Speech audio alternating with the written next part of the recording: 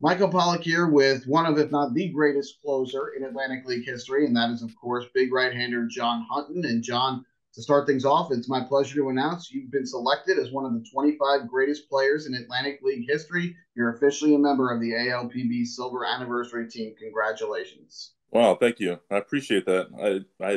Nice. That's awesome. It's the league is in the process right now of unveiling all the winners and everybody who was selected by team votes as the greatest players in league history. And your career, which began back in 2008 or 2007, rather, in the Atlantic League with Lancaster, went through to 2017 with Somerset. Also spent time with Long Island in the Atlantic League. Just speak about your time while you were pitching here in the ALPB and how special that was to you, where it kind of stands in your career. Um, I mean, I felt like the Atlantic League and my time in the Atlantic League was my best time in my career. And it had not necessarily, it didn't really have to do with the success that came with it. It just the time that I spent there and the time that I had was very important to me in my career as far as like some things I was trying to do, but also relationships that I've made and people that I've come across, and just really at the point of when I was trying to get into the Atlantic League about also what I wanted to do possibly after the Atlantic League or after my career was over from playing, and so that was where I was put in a great situation and had some great opportunities to be in the Atlantic League and show myself on the field. It also helped kind of translate into off the field and behind the scenes kind of things, which I that to me was something that meant so much because it was not just about being trusted on the field, but also in a possible role off the field. Besides my playing career, but I can't take away. So my greatest moments were as a player or even just overall were in the Atlantic League, and so many people that I've met, and it was just a great time, and I had a great opportunity, and I try to make it last as long as I can, and it was fun. It was really fun, and there's times where nowadays like that I miss it. Yeah. It definitely things have changed, and um, it's a little different, but when I was there and in it, like I gave it my all. I did it as best as I could, whatever job or role or title I had, and it was definitely a time that I will always cherish and remember. When you first joined the Atlantic League in 2007 with Lancaster, and then you briefly returned in 2008 with Somerset, what were your initial impressions of the league and the competitive aspect of play? Definitely, especially from my I guess my standpoint, I was technically only an A ball player back then, and so I really got the opportunity to come over because of the success I had at the American Association, and I was being kind of uh, partly tried to push myself to get over there, but also kind of had the opportunity to be somebody had wanted to have acquire me. So it was like as much as I tried to kind of push and knock on the door, the opportunities were there to come over and now help possibly a team in the playoffs, or you're not necessarily the first year with Lancaster.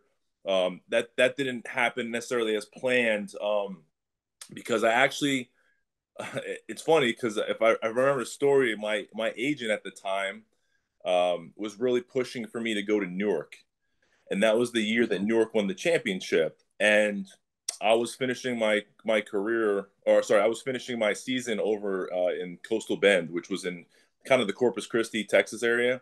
Mm-hmm. And I had a good year out there. And he was telling me, "Hey, there's an opportunity for you to go over and play in the Atlantic League." So there was a talk and conversation about playing with Newark. Well, the time I think the date or the period had passed to where we hadn't kept in contact, or it wasn't maybe it wasn't as maybe a shoe in as I thought. Mm-hmm. But from what I was being told was that was the plan, that was the goal. I was going to be traded over there, and I was going to start my Atlantic League career with Newark that year, and it didn't work out that way. And then all of a sudden, my agent said, "Hey, the Jersey Jackals want to bring you over, and they want you to help them with their playoffs." I went, I got traded over there. We lost in the first round. My agent's telling me that there's a team in the Atlantic League that wants you, and I'm like, "No, you just told me the deadline passed." And he said, well, yeah, that was for teams that made the playoffs. He's like, Oh, but there's an opportunity to play for a team that is not in the playoffs. You want to do it? And I said, I'm in.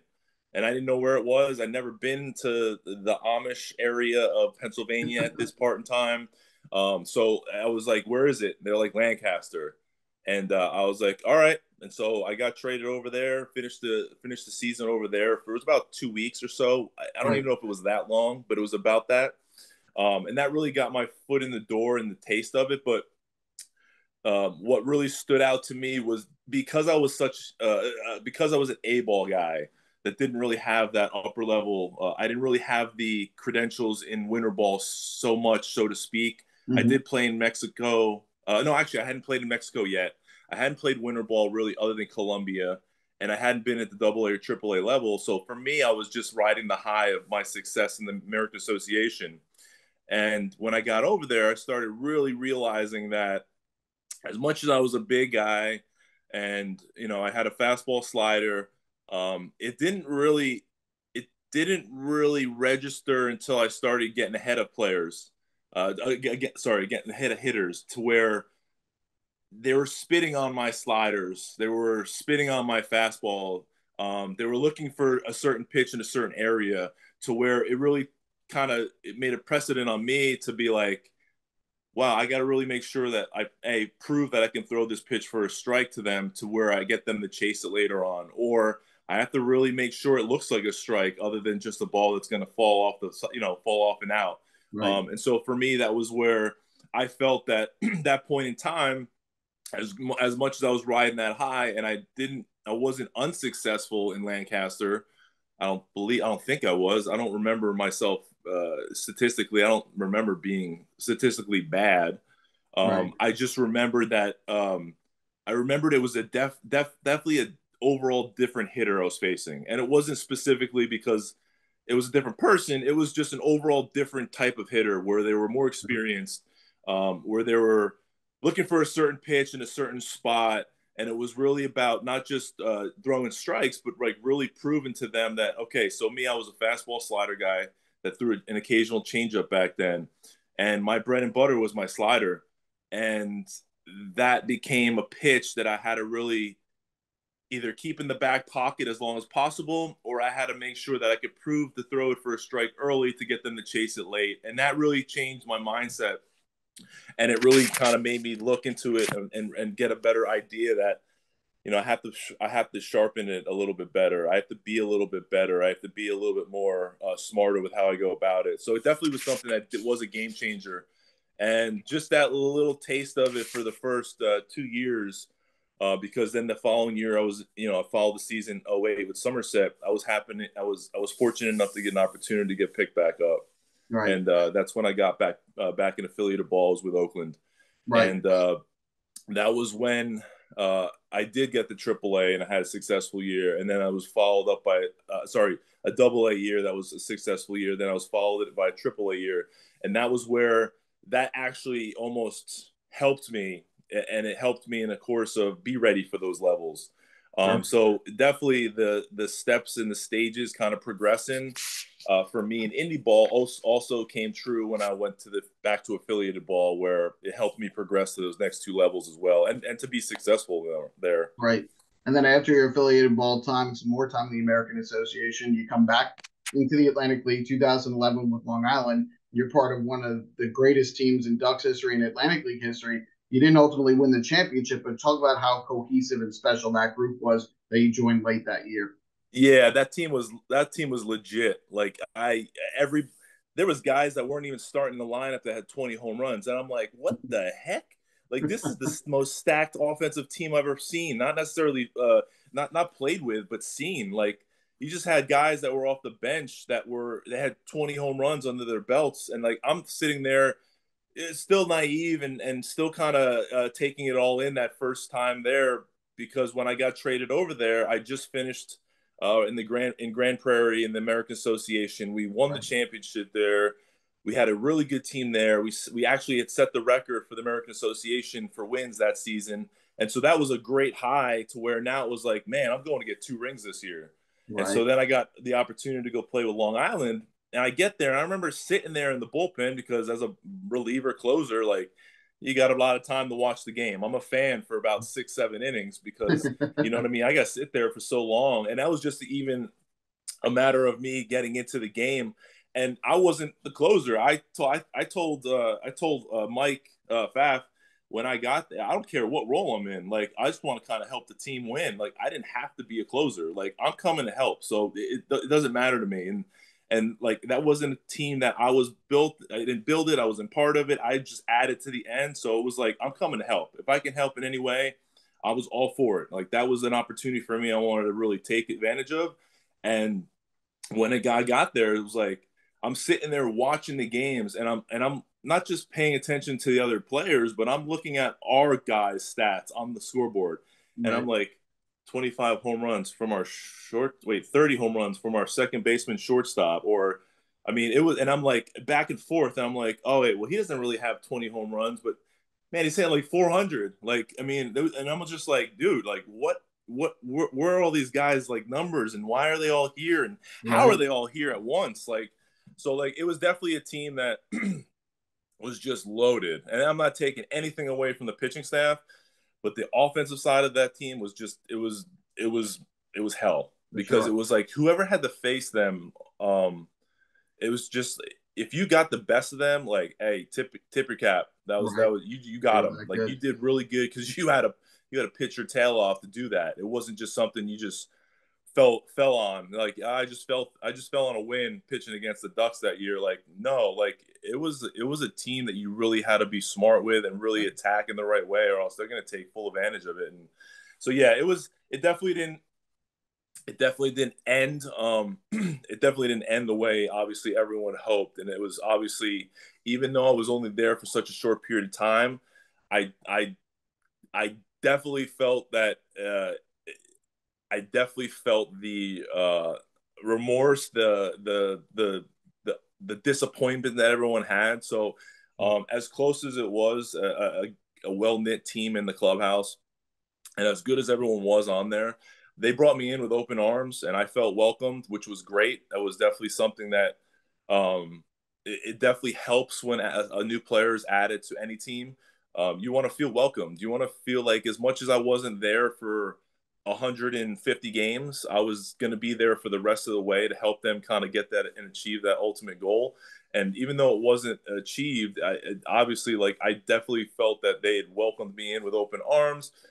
I had fun. I enjoyed it. I made great relationships that even lasted, beyond my playing days with the Ducks. To where even if I was playing against a guy that was still with them, like somebody like Lou Ford. Like Hmm. I remember, I knew Lou Ford as a player before I played against him, or before I played with him. I knew him as playing in the major leagues with the Twins. I knew of him, but I never knew him personally. And then I got over to Long Island, and he's one of the guys I felt that was, I don't know, we clicked. I felt like we had a good relationship right away. He was a pretty open, as far as like, a little, definitely maybe a little different as far as how he went about being as he was like with me. But like, and I don't mean that in a bad way by any means, but he definitely made me feel comfortable, and I felt like coming from him uh, and some of the other guys that were there, like I said, but he was just the name that said a little bit more because I knew the name. Obviously, there was Ray. Right. Ray was there, quote unquote captain, to where like some of these guys that were there were somewhat vocal to me or around me, and it gave me a good feel of kind of what this organization's about, what the clubhouse is about, what we're all trying to do. And that made it really for me easy to just kind of blend in, I guess, because even though I was an outsider, it made it easier for me to kind of get right on page with all those guys. Um, but definitely fun. It was definitely a great time. I definitely enjoyed myself. So it was definitely it didn't work and end the way it did, but I definitely had a great time and some great memories there. And I know in 2012, you were part of that team at the beginning of the year. The team went on to win the championship. I know you dealt with injuries that cut your season short, but Yeah. getting a ring from that 2012 championship team, how special was that to you? Um, it was special. It was definitely special to get the ring. Don't get me wrong. Every ring that I was fortunate enough to get, meant something in a way or so. And this one wasn't so much the same way because I came over and I helped the team clinch the first half. But then I kind of had my shoulder got a little bit out of whack. I was working out a little bit more than I normally had, and I just kind of I think I it really just kind of I don't know I just it was like the first time I really was ever hurt, Right. and it was the first time it really worked out that much as a player or as a pitcher, and I think it really just cut both ties where the candle burned from both ends of the stick, and it just caught up to me, and so I had to shut it down, and what was special to me about that year was being asked as a guy coming over from the American Association and always wanting to help the team. Whatever team I was on, I was always willing to help it, whether it was on the field or off. And I helped give a couple names as far as guys to add. Guys that I felt like from what I saw and from who I played against from the other league, where it was like, who were guys I recommended or thought of, and these guys came to my mind, and those were the guys that actually helped the team win because I wasn't at the end there, Right. and they did, and so there was a little different of a feel for me because I wasn't on the field per se, but it was definitely something that was already taken place and transcendent from before I even had my time in Long Island, from behind the scenes kind of deal. Like I was trying to do that long before, where it was like just trying to kind of plug some names here and there to whether it was to help friends of mine, help teammates of mine, or to help the teams I was on. I was just trying to help, and that was that year where as much as it wasn't me going back for that taste of revenge with Mhm. helping get that ring the next year. It helped. It was a little bit more of a different feel from me helping at least get some of the players over there Right. that helped the team win. So I know my time from the previous year wasn't avenged as far as like being on the field and being out there to do what I did, but it was about helping the team at that point win the championship and help do what I can to help guys come over to help them. Absolutely. So that made me feel good in the sense of I did have something to do with that from behind the scenes at least. So that, like I said, that was a little bit of a different feel, but still, it was great to have the championship. It was great to be a part of the team.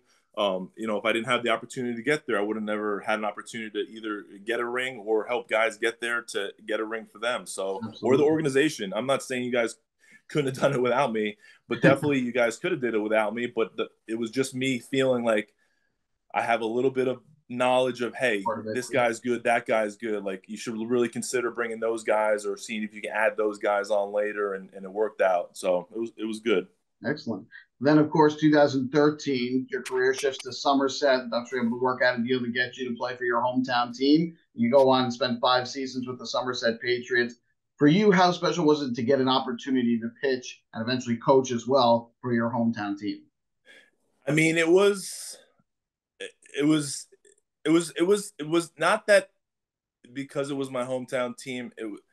It was the fact that yeah, my family was here, but like just the opportunity that I was given to not just a pitch in front of my family and friends, but also then to have a opportunity to slide my foot in that front office door to prove to myself the first year, hey, I'm 100% down on trying to do this and trying to show you and prove in any way I can that I can do this as much as it's never been done before by a player, as much it was something that like kind of have any kind of roster control or signing the play, like that's never been done by somebody after me before. Like I get it, I understand the obstacles, I understood what I was up against. I felt like as a player, and I felt like the way my career kind of the path that my career went and the positives that I got from independent baseball and prolonging my career in numerous ways with giving me opportunities. I felt like it was just something that I felt like, man, if anyone could do this, I felt like the way I thought as far as my morals were, as far as what am I ultimately trying to do? I'm trying to help the player. I am the player. So I'm my mentality, my mindset was like, as much as I want to do the best I can to help Somerset win a championship and put a great team together, I also want to help these players get picked back up, because at the end of the day, they're trying to get opportunities to go further their careers. Not any knock on the Atlantic League about furthering their career, but going to make money playing winter ball, going to play back in affiliated ball and get back to the big leagues or to the big leagues. Like that, if you were to ask 99% of the guys that play independent ball, those are what they're looking to do. That's what they're trying to do. And that's something that the Atlantic League can offer. And that was something that I felt like I could help with doing. And it just turned out to be something that I felt like I was good at putting pieces together as far as a roster went. I did it from when I, not that it matters. I'm playing video games when I'm a kid. Like, not that that's the same thing. I get it. Right. And it's not like fantasy football. Like, it's real lives here. Like, I completely understood that. But I felt like from a statistical standpoint, from a word of mouth reputation standpoint of knowing some people and talking to people and getting a feel for people as I'm talking to them, I felt like I had a good knack at doing that. And it was something that I definitely took pride in. And I wanted to do the best for not just us on the field, but also us in the clubhouse.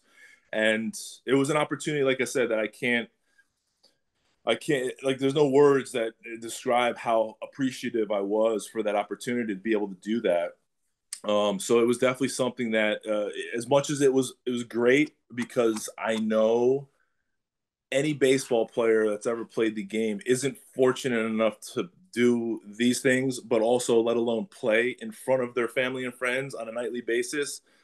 I felt like it was like not full circle, but in a sense, like I came back home after getting in that car from graduating high school and going to Miami, Florida for junior college. And I'm like, I'm out of Jersey. And it just for me came full circle where I'm back here in Somerset. Right. And for me, it was like my mom and dad, who never were, I never played in the East Coast. I never played anywhere in close to home. I was always Florida, Northwest League, Texas League, Midwest League. Like, I never played in this region.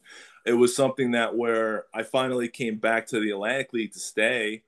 Um, it was a great opportunity, not just as a player, but also with the front office job, but also it trickled into being a pitching coach. And I got to do it in front of my family and be living here with my family day in and day night. And that was something where it was just, I couldn't be more thankful for that, how that worked out for me. Absolutely. Because I knew how hard it was and how hard it is for people to leave their families. And I'll tell you, more than now than ever, post COVID, I was fortunate to be home and to be around my kid growing up, because everything was shut down, and we did the little Patriots League, COVID league thing, and Right. like I was doing all these things, and then after all that's done, and then I'm kind of on the outside looking in, trying to figure out, well, what am I doing next? I was fortunate enough to be around my son to where it's like, now more than ever, this is the time where it's like, man, if I was to be told like, hey, you got to go travel 70 game or 70 plus days a year to go away from your kid, now it really hits home to where it's like, man, can I do that? I don't know if I can actually do that now, because and you had a son, so Yeah. it's like you're gonna be getting there once he starts getting a little more feedback from him, where it's like, as much as the traveling goes, like, I didn't have that before, and my kid was younger, so it was like, not that it didn't matter, but like, it was like, now that it's not just me remembering and it's him remembering, if I was to be traveling all the time, like, it's like, honestly, like, could I do that? I don't know if I could, just because I've been out of it for so long. Right. I'm not saying I wouldn't, but it would definitely be something a little bit hard to swallow at first if I did go down that road again. But it definitely is something that I've thought about, not necessarily recently, but I've thought about it, where it's like, do I want to go back into traveling that much? So just to be able to say like, hey, I played in front of my hometown team for 8 years, 9 years, and to be with my family doing it, like, I know that's something special in its own. So 100%. definitely for me, like, being able to do it and being able to do it and coach and play and get my foot in the front office while I'm home and my family's here and they're not traveling and they're not in a different state, like, it was definitely something that I always cherish, and it was definitely a memorable time, and definitely something that I appreciated having as an opportunity. For sure. And the team had success when you were there. You won a championship in 2015, made the playoffs every year. But for you personally, 2014, you set the league record for saves in a single season, and you now are the all-time record holder for career saves in the Atlantic League. What does having those two records mean to you in the grand scheme of your baseball career? It means it means I had part in putting together some really good teams. Like as much as I did my job in the ninth inning, like if it wasn't for the offense and for the pitching that we had in Somerset, or that I helped have certain guys come over, I don't know if those opportunities would be there. I mean, I'm not. It's not talking up Somerset in the sense of like, wow, we won all the time. But I'm a closer. I'm modest, and I've always been modest in the sense of I'm giving the ball with a lead, and that's in the ninth inning. So what am I actually doing? I'm just maintaining that. Now, there's plenty of games I've blown, but to be able to take the ball night in and night out, and to be able to shut the door and to get that save, it was something that was really just a matter of it was really just something that was a product of how good our offense and how good our teams were. Because a closer pitches the ninth inning, maybe an inning and change, but like for most of it, it's like I'm not putting runs on the board, but I can obviously lose a game, but it's 8 innings that have already happened prior to me getting in that game, where it's like if it wasn't for the offenses that I was a part of, or that our team had, or the pitching staffs that our team had, like I would have never had those opportunities. I mean, the one year I had 49. I mean, there was 50 something opportunities, or I think it was less than 60 opportunities or so that we had. That's a lot of save opportunities. That means it means there's a lot of close games, but it Yep. also means that we're leading in most of those games. And that year we had a really good record overall, to where it was like 50 plus 60 of them are save opportunities. I just made sure that I was available every night. I did what I had to do off the field. I had to do what I do, whatever was preparation to be in the game, and then I had to bounce back the next day. And I know that as I stopped playing and I was getting out of baseball playing wise, I know that my body started taking a toll because of those day night double headers I pitched in. Yeah. And then the next morning, following it up with pitching the next day game. Like I put myself, and this is where this is something that I pride myself the most in, is like I never asked for a day off. Our pitching coach at the time was Corey Dommel. Corey Dommel, when he first started getting to know me the first year or two, he was always like, "Hey, you need a day off. Like, you need a day off. You threw back to back, or you threw day night double header, or whatever, or maybe it was even before the day night double headers." But he was like, "How you feeling?" I always told it was not till like maybe halfway through the year of the first year or so, where he would always go to the pitchers before the BP and everything, and he's asking them as they're throwing, "How do you feel?" I'll be like, "Corey, I'm just gonna let you know. I'll let you know when I don't feel like I can throw at least 90 or 85 to 100%. Like, if I truly feel like I'm not good that day and I'm not the best option for us in the ninth, I will be the first one to tell you I'm not good to go." And that was something that I really prided myself on, because that wasn't necessarily just my Somerset mentality. That was always my mentality. Unless I was not able to throw a baseball because of an injury or something, I never asked for a day off, because I always felt like my mentality was always from a high schooler all the way up. I was always a reliever. I always wanted to be a reliever because it gave me more opportunities that week to pitch. Being a starter, you throw once every 5 days. Like, to me, that wasn't it for me. I wanted to be as much as an everyday player as the next guy, but I wasn't good enough to be an everyday player as far as an offensive player. So I want to be looked upon as an everyday guy, but from a pitching standpoint. In high school, we played 3 games a week in Jersey, and I literally would pitch and close, whatever it was, relieve or close, however you want to think of it. Whenever that starter came out, I went in. Whether it was 2 innings, 3 innings, 1 inning, an out, whatever it was, I threw every game coming in after that starter. And that was my whole mentality all the way up through my career, to where I can truly say that I never said I couldn't do it unless it was an injury that made me. And I didn't have many injuries. There were some, not like towards the end there was more than I wanted, but that was where I was like it really took a toll on my body. But I wouldn't regret any of it. I don't take any of it back. I wanted to give everything I got. I wanted to give everything I had to where I did it because I wanted to win so badly. But I also did it on the other end because that's just how I was mentality. Like that's how I always wanted to be. I wanted to be an everyday guy, and I just knew I couldn't because I wasn't physically gifted. Right. To where I just made sure, okay, I put myself in the right mindset going to the field knowing I might possibly pitch tonight instead of being a starter or a guy going to the field thinking, I got to go do the bucket today and then do a chart and I'm not going to pitch the next. So like that to me was just something I just didn't like and didn't want to do as a player when I was at a young age. Right. Where it was like, doing it from a different standpoint as far as a reliever who could possibly throw every day. I just made sure I gave my body and everything I had into being the best closer I could. That's a great So that, mentality yeah, to have.